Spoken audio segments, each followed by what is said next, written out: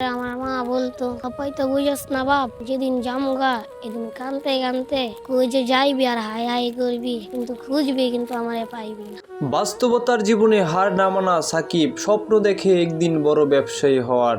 ছোটবেলায় বাবা মাকে হারিয়ে জীবনের কঠিন বাস্তবতার মুখোমুখি হয়েছে সাকিব। আশ্রয় মেলে খালা খালুর কাছে, তবে তাদের সংসার চলে কষ্টে। তাই সাকিবকে নিয়ে বাড়তি দায়িত্ব নেওয়া তাদের পক্ষে কঠিন হয়ে পড়ে। এই বাস্তবতা বুঝেই অন্যদের মতো অবহেলা সময় নষ্ট না করে খুব অল্প বয়সী জীবিকার পথে নামতে বাধ্য হয় সাকিব। সাকিব বর্তমানে ঢাকা কমলাপুর এবং বিমানবন্দর রেল স্টেশনে ঘুরে ঘুরে বাদাম এবং চাল ভাজা বিক্রি করে। প্রতিদিনের আয়ে খুব বেশি না হলেও সেই সামান্য উপার্জনই চলে তার নিত্যদিনের খরচ এবং কিছুটা সঞ্চয়ের চেষ্টা। স্থানীয়দের মতে সাকিবের পরিশ্রম ও সততা তাকে অন্যদের থেকে আলাদা করেছে। তার চোখে মুখে রয়েছে সবসময় বড় হওয়ার স্বপ্ন। সাকিব জানায়, "আমি কষ্ট করতে ভয় পাই না, একদিন নিজের একটা বড় ব্যবসা হবে, এই স্বপ্ন নিয়ে প্রতিদিন কাজ করি।" সাকিবের সংগ্রামী জীবন অনেকের জন্য অনুপ্রেরণা হয়ে উঠেছে। প্রতিকূলতার মধ্যে নিজের পথ নিজেই তৈরি করেছেন। সমাজের একটু সহানুভূতি ও সহযোগিতা পেলে হয়তো তার স্বপ্ন পূরণ করা আরো সহজ হতে পারে।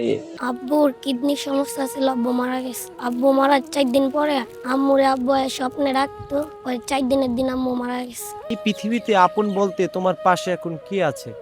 আমার খালা, তার হাজবেন্ড আছে না, মানে সে তো মেনে নিতে চায়, কিন্তু সারও তো একটা ঘর আছে না, তাইলে আমার তো কিছু কইরা খাইতে হবে, এর জন্য আমি এই ব্যবসা ধরলাম। লেখাপড়া করছিলা তুমি?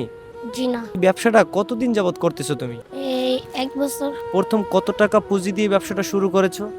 300 টাকা। এখন বর্তমানে তোমার কত টাকার পুঁজি আছে? এখন বর্তমানে আছে 400 টাকা। প্রত্যেক দিনই কি এইগুলা বিক্রি করো? জি। কোথায় কোথায় তুমি এইগুলা বিক্রি করো?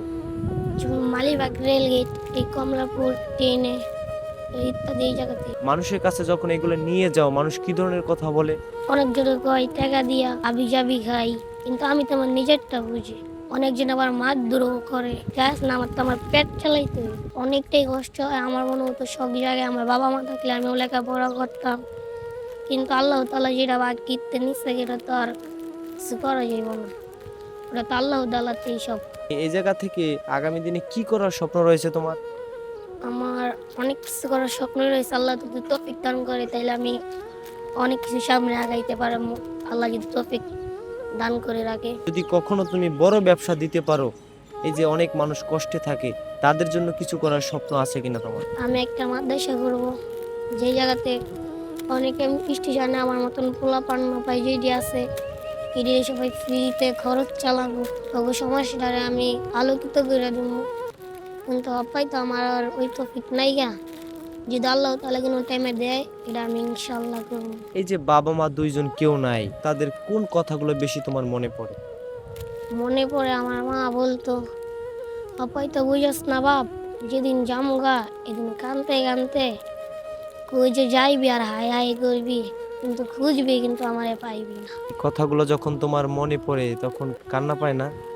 কান্না তো পায়ে, কানলে তো আর কাগরে পাওয়া যাইব না।